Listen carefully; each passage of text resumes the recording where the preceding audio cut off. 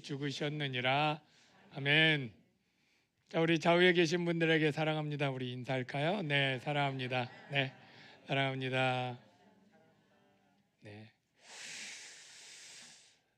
여러분들 혹시 발라드나 트로트도 좋아하시나요? 네. 찬송만 좋아하시는 거 아니죠? 네. 몇 년 전에 그 노래 중에 제 마음에 참 와닿았던 노래 가사말이 있습니다.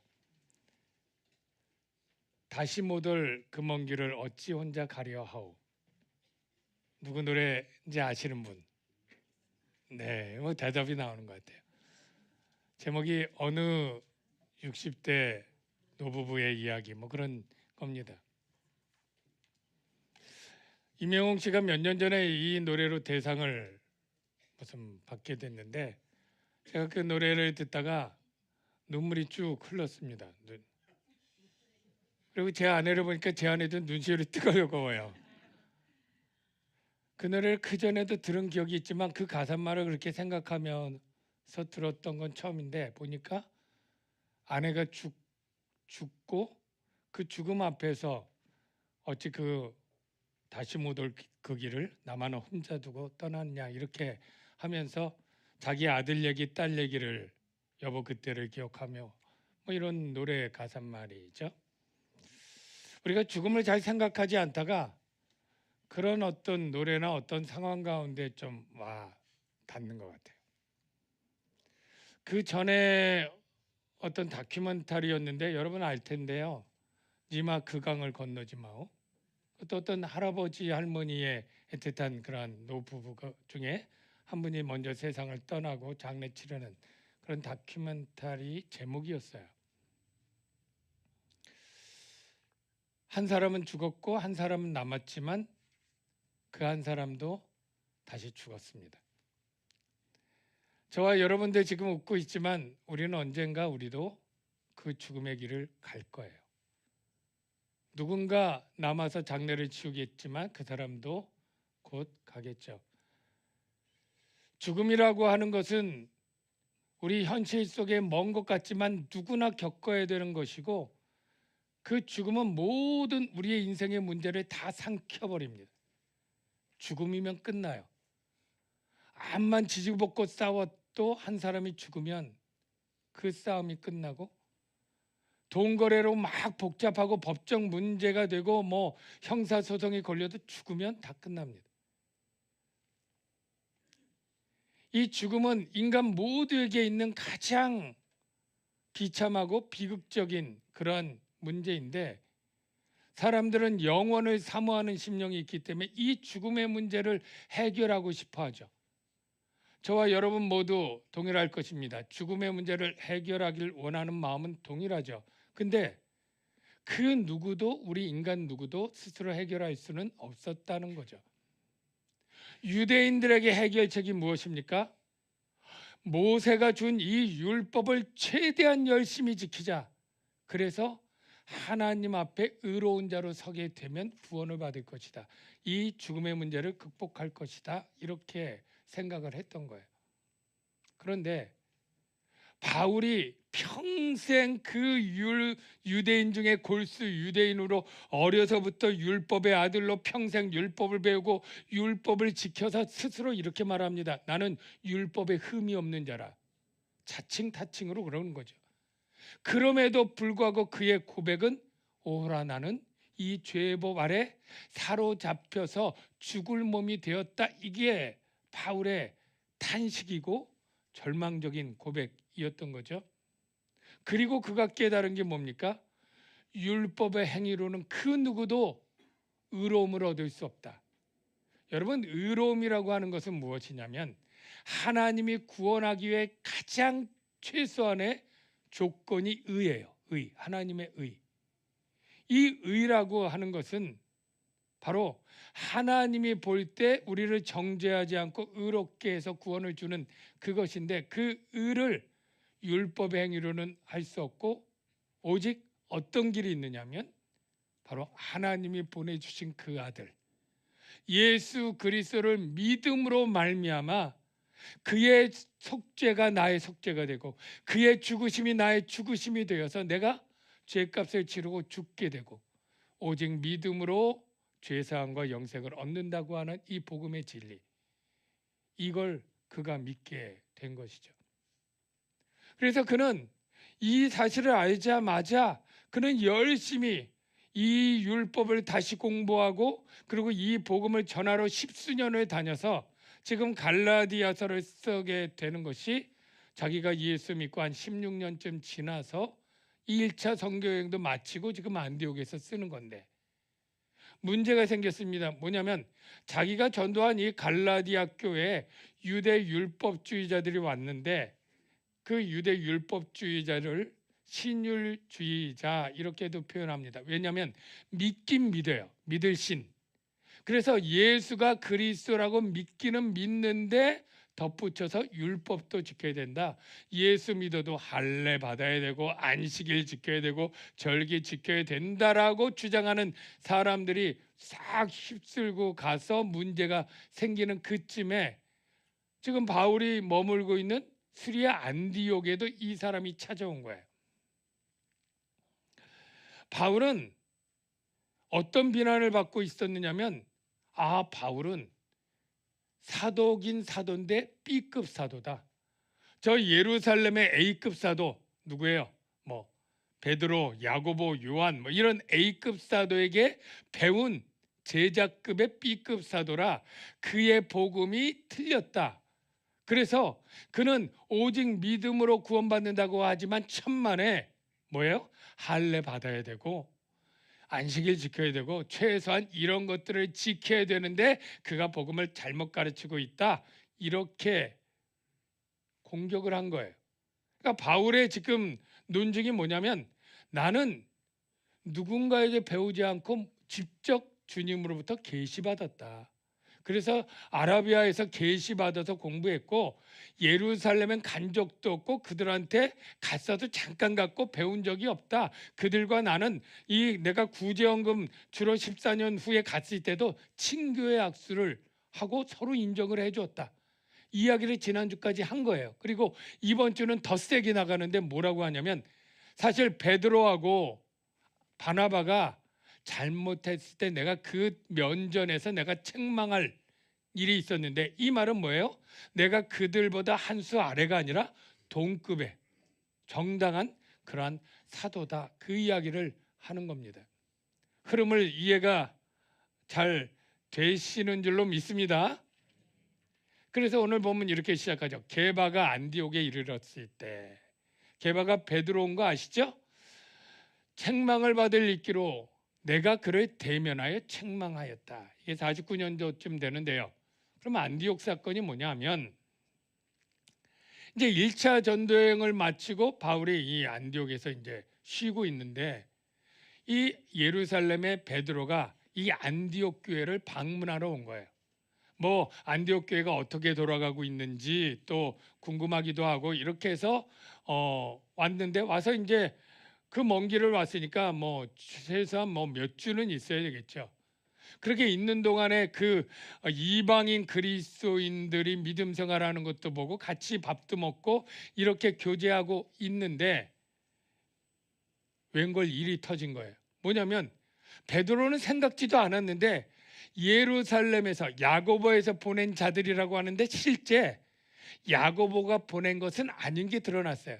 그냥 자기네들끼리 자발적으로 안디옥에 왔는데 그 사람들이 어떤 사람들이냐면 예수 믿어도 반드시 할례 받고 안식일 지키고 율법 지켜야 되고 강력하게 주장하는 자들이 딱 온 거예요.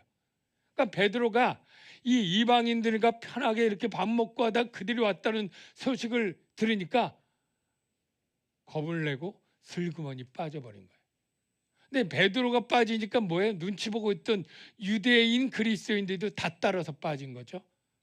이런 일이 있으니까 바나바도, 이 안디옥 교회를 세운 이 바나바도 그들의 외식에 유혹되어서 막 갈등을 하고 있는 이런 상황인 거예요.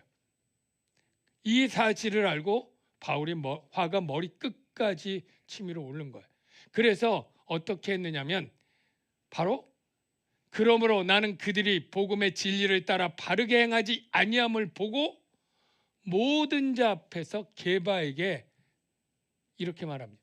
네가 유대인으로서 이방인을 따르고 유대인답게 살지 아니하면서 어찌하여 억지로 이방인을 유대인답게 살게 하려 하느냐. 그 앞에 대놓고 아주 면책을 한 겁니다. 여러분, 좀 이상하지 않아요? 베드로가 이렇게 넘어갔다는 게. 여러분, 사도 중에 가장 먼저 이방인에게 복음을 전한 사도가 누굽니까? 베드로예요. 베드로가 기도하는 중에 환상을 봤는데 그 환상이 뭐냐면 보따리에서 하늘에서 내려왔는데 각장 먹지 못할 음식들이 가득 담겨 있는 환상을 봅니다. 그 장면이 이렇죠. 그 안에 땅에 기는 각종 네 발 가진 짐승과 기는 것과 공중에 나는 것들이 있더라. 또 소리가 있대. 베드로야, 일어나 잡아먹으라.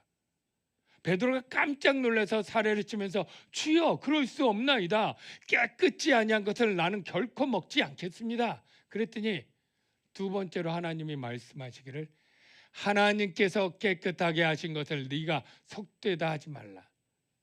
이때 베드로가 깨달았던 거죠. 아, 이게 먹는 음식 얘기가 아니라 유대인들이 속되게 여기는 이방인들, 더러운 자, 죄 짓는 자, 마치 개처럼 지옥의 땔감처럼 멸시하고 무시했던 그들이 하나님이 깨끗게 하셨으니 이제 그들에게도 복음을 전하라. 이런 메시지로 딱 깨닫는 순간 고넬료의 집에 하인이 와서 불러서 거기를 따라갔더니 정말로 그들에게 복음을 전했더니 그들이 그걸 다 받아들이고 성령이 임하는 걸 보면서 하나님은 외모로 사람을 취하지 않는구나. 그걸 깨닫고 가르쳤던 사람이 베드로예요.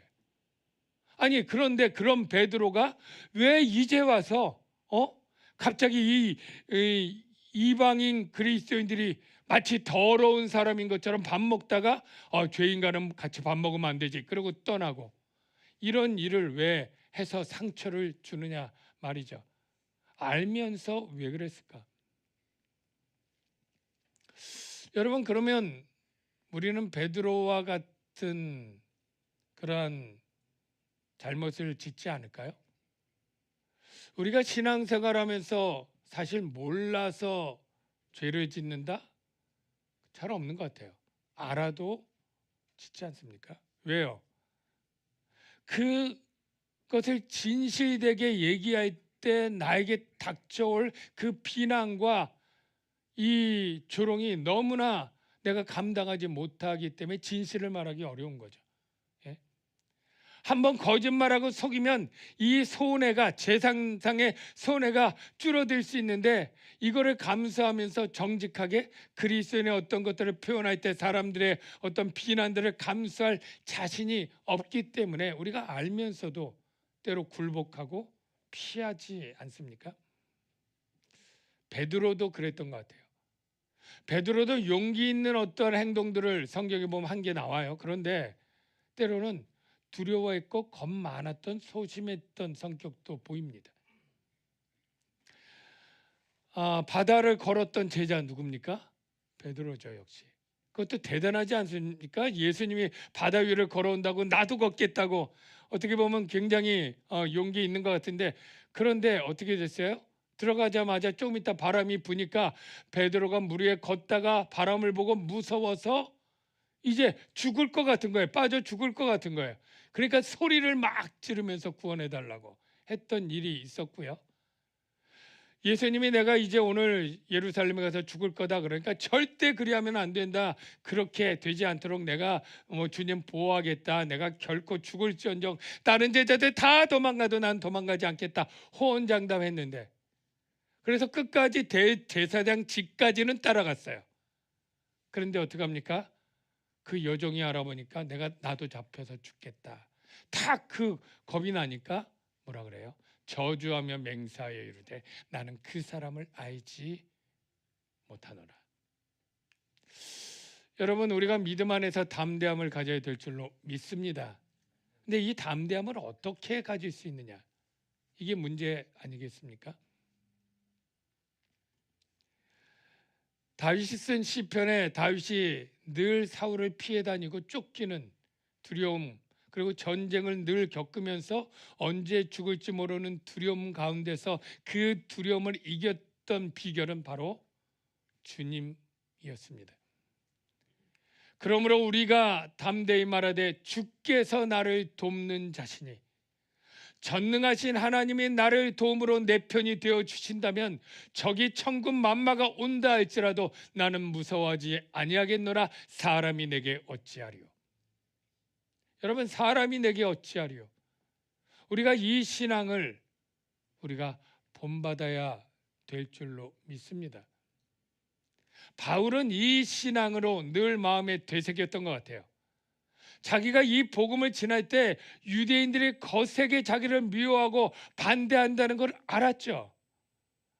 십자가의 복음을 전할 때 거치는 그러한 일들, 박해하고 대적하는 자들이 많다는 걸 알지만 그는 이렇게 고백을 합니다. 이제 내가 사람들에게 좋게 하랴, 하나님께 좋게 하랴, 사람들에게 기쁨을 구하랴. 내가 지금까지 사람들의 기쁨을 구하였다면 그리스도의 종이 아니니라. 저와 여러분도 그리스도의 종이요 그리스도의 제자인 줄로 믿습니다. 그렇다면 우리가 믿음으로 살아갈 때 사람들이 싫어하고 사람들이 미워한다고 내 복음의 진리와 내 그리스도의 정체성을 부정하거나 타협할 수가 있겠습니까? 담대하게 모든 사람들이 내가 소속된 이 모임에서 내가 왕따를 당하고 내가 그 모임에 더 이상 나가지 못하고 그냥 떨려 나온다고 할지라도 나는 주님이 나를 인정하신다면 사람이 내게 어찌하랴. 따라해 볼까요? 사람이 내게 어찌하랴. 이 은혜가 우리 모두에게 있기를 주의 이름으로 축원합니다. 여기까지 보면서 제가 한 가지 조금 이 바울에게 이런 마음이 들어요. 그래도 이 베드로에게 한 이런 대놓고 공개석상에서 면책을 준 건 조금 심한 거 아니야? 좀 불러서 따로 선배님, 아니 대사도님, 이건 좀 이렇고 그러니까 이러지 않습니까? 이렇게 좀 해주면 좋을 것 같은 생각이 좀 드는데 왜 이렇게 사람들 앞에 대면해서 그렇게 했을까요? 여러분 중에 혹시 여기에 은혜 받아가지고 어느 집사님 이제 대놓고 내가 한번 들이받아야 되겠다 이렇게 적용하지 않기를 주의 이름으로 축원합니다. 교회 안에서 물론 의견도 다를 수 있고 갈등이 있을 수 있고 우리는 서로 용납하고 이해하고 다른 것들을 포용하고 할 수 있어야 되죠. 그런데 어떤 경우에요? 예를 들면 이런 겁니다. 뭐 장로님이나 목사님이라고 해도 상관없고요, 권사님이라고 해도 그렇게 신실하게 보이는데 어디 가서 신천지를 배워왔어요. 여기에 진리가 있다고.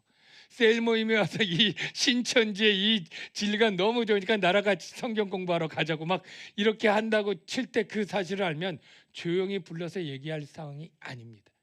그건 공개적으로 대놓고 책망해야 되는 거죠. 왜냐하면 그 사람의 영혼이 병들어 죽는 것도 심각한 문제지만 그로 인해서 많은 사람들이 영향을 받고 병에 걸려서 영적으로 죽을 수 있는 일이기 때문이에요. 그건 죽고 사는 문제입니다. 그래서 바울이 그 서두에 이런 표현을 하잖아요. 우리나 즉 사도들이나 하늘에 온 천사라도 우리가 너에게 전한 복음 외에 다른 복음을 전하면 이거는 영혼을 죽이는 일이기 때문에 저주를 받을지어다. 아주 세게 말하죠. 여러분, 그리고 나서 이제 바울이 얘기를 합니다. 뭐냐면 우리가 지금 하나님의 의를 얻는 방법이 내가 평생을 노력하고 애썼지만 율법의 행위로 의를 얻는 방법이 있느냐? 없다라는 거예요. 오직 예수 그리스도를 믿음으로만 의를 얻기 위해서 우리가 예수를 믿는데 이제 와서 율법의 행위를 또 하고 할례를 지키라고 하는 이것이 왜 잘못인지 설명을 합니다. 이렇게 설명을 하죠. 우리는 본래 유대인이요. 유대인 맞죠? 이방 죄인이 아니로되. 이방 죄인은 율법을 안 지키는 사람은 이방인들은 다 죄인인 거예요. 유대인의 눈의 입장에선. 그래서 우리는 율법을 지키고 이방 죄인처럼 안 지키는 것은 아니었는데 사람이 의롭게 되는 것은 율법의 행위로 말미암음이 아닌 걸 알았다는 거예요.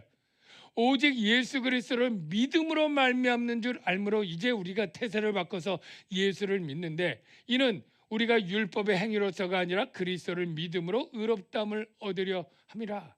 율법의 행위로는 의롭다함을 육체가 없느니라.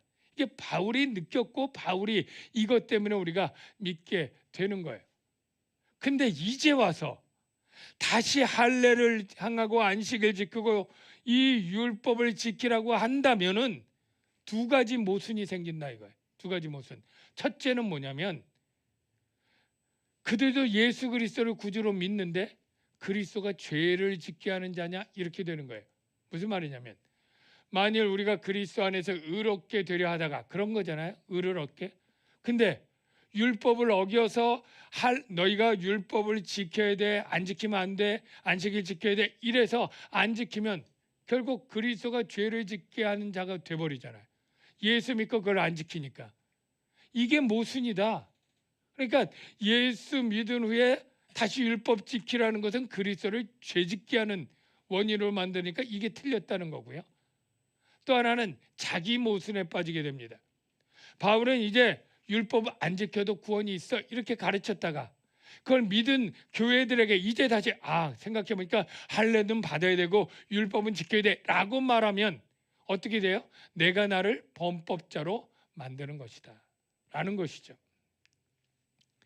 여러분, 우리가 의롭게 되는 것은 오직 예수 믿으면 의롭게 되는 줄 믿으시기 바랍니다. 네, 이거는 아멘 하고 넘어가야 돼요. 예수만 믿으면 의롭게 되는 줄 믿으시기 바랍니다. 그게 예수 안에 있다 이런 표현이에요. 그리고 예수 안에 있으면 의롭게 된다를 정죄받지 않는다 이 표현도 되니까 이렇게 말합니다. 그리스도 예수 안에 있는 자에게는, 즉 예수 믿는 자에게는 정죄함이 없나니, 이는 그리스도 예수 믿는 자 안에는 생명의 성령이 들어와서 죄와 사망의 법에서 해방되었다라는 거예요. 율법은 왜 안 되냐 하면, 율법은요 육신이 연약해서 그래요.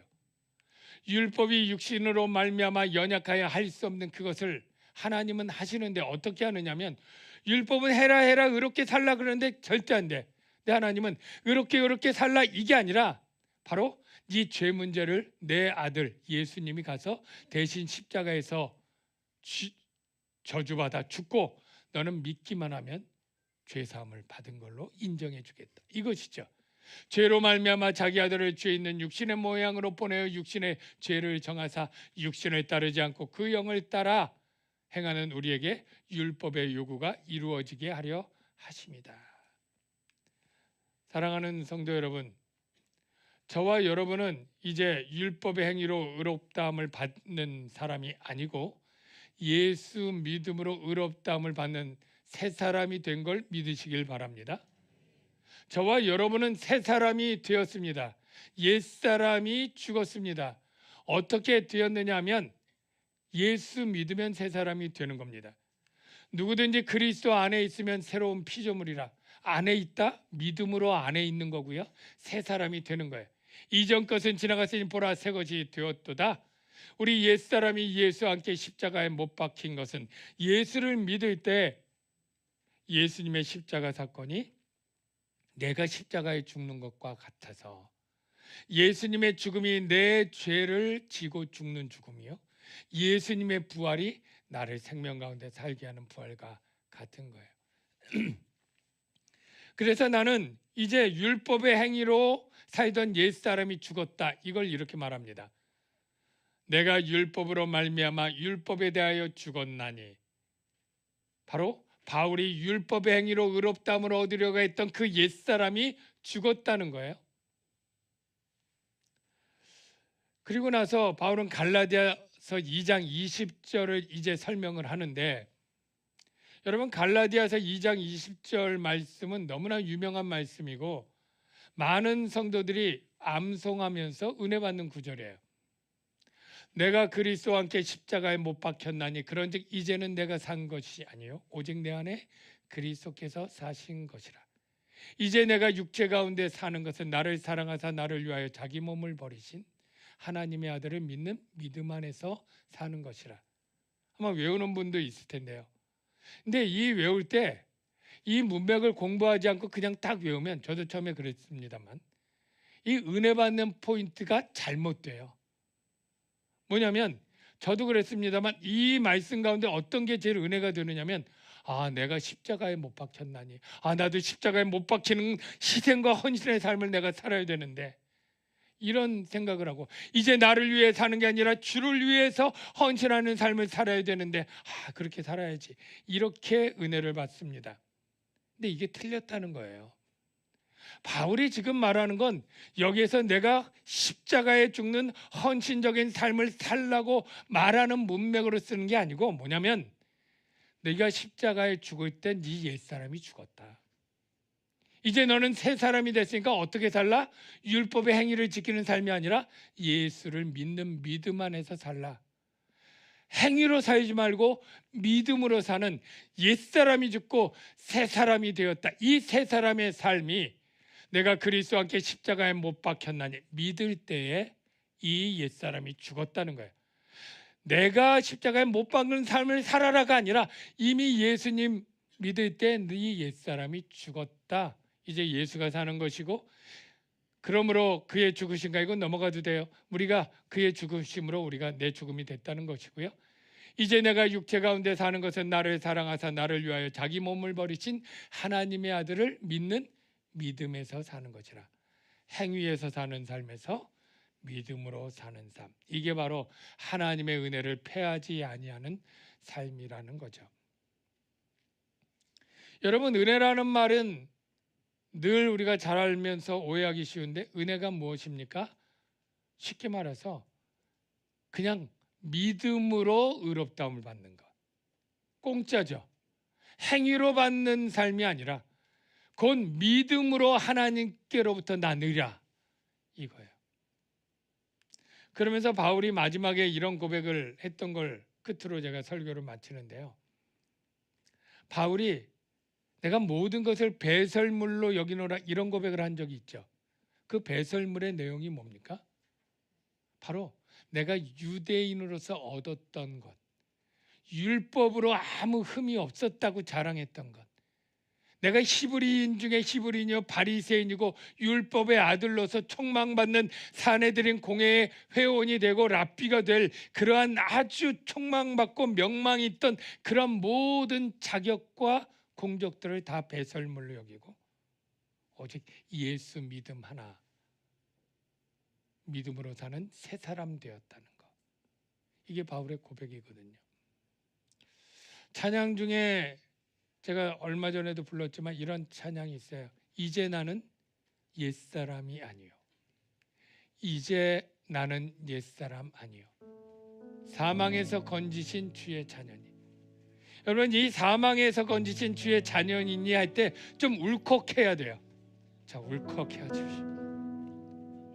내가 옛사람이 아니고 새사람 되는 거, 그냥 예수 믿음으로 예수 안에서 십자가의 죽음이 이루어졌고 이제 나에게 사망이 떠나가게 되고, 그래서 내가 이 길을 기쁨으로 걸어가겠다고 하는 이 찬양 가사의 고백이 저와 여러분의 고백이 되기를 주의 이름으로 축원합니다. 우리 한번 같이 찬양하면 좋겠습니다. 아무런 자격도 없는 나를 위해, 이렇게 시작합니다.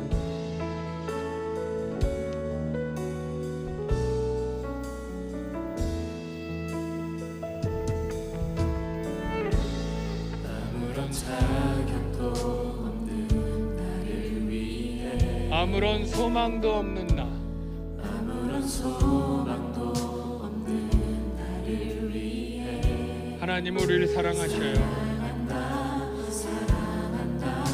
사랑한다 말하시네.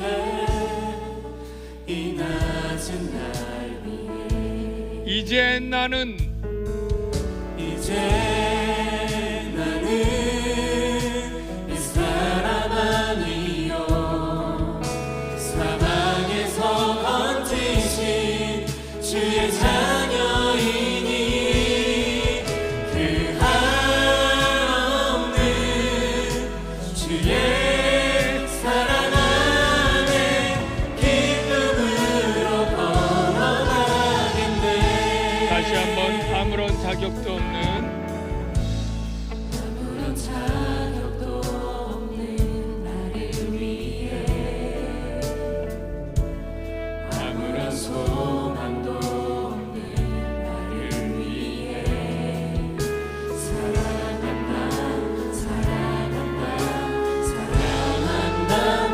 말하시네 이 낮은 날 위해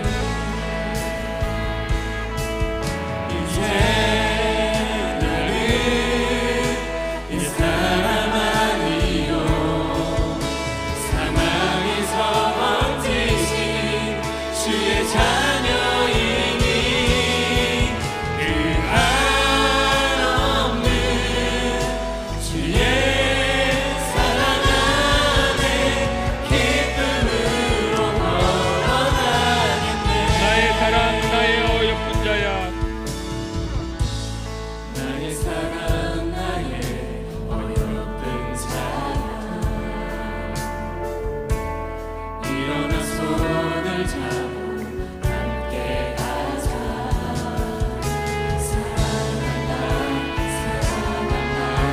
사랑한다 말하시네 세상 끝날까지 이제 나는 이제 나는 옛사람 아니요 사망에서 버티신 주의 자녀이니 나는 그 한없는 주의 사랑 안에 기쁨으로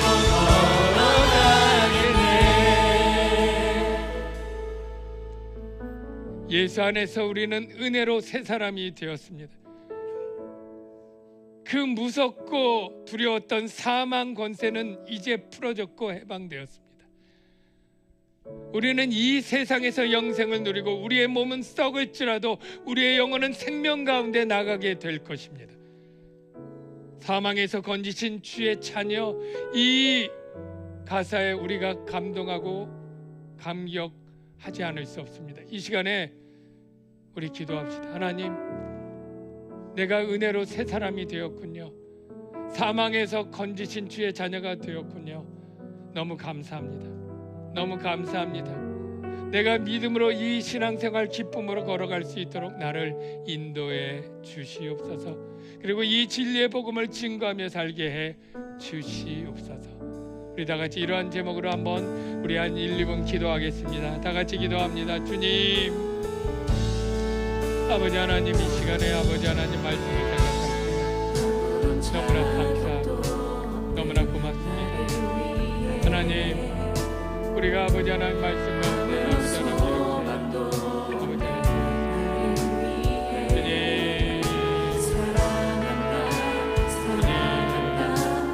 아버지 하나님 이렇게 아버지 하나님 주님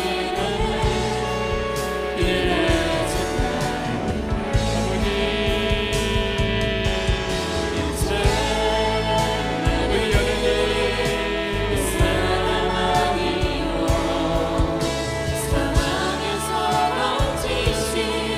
주의 자녀로 살아주시고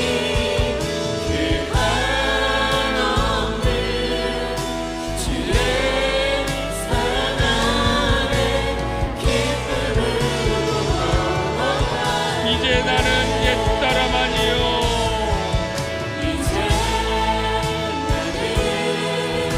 옛사람 아니요 사망에서 건지신 주의 자녀이니 그 한없는 주의 사랑 안에 기쁨으로 걸어가겠네. 하나님 아버지, 예수 그리스도의 십자가로 우리를 새롭게 하시고 새 사람 되게 하시고 사망에서 정죄에서 벗어나게 하시니 참으로 감사합니다. 이 은혜 잊지 않고 감사하며 살겠습니다. 증거하며 살겠습니다. 예수님의 이름으로 기도합니다.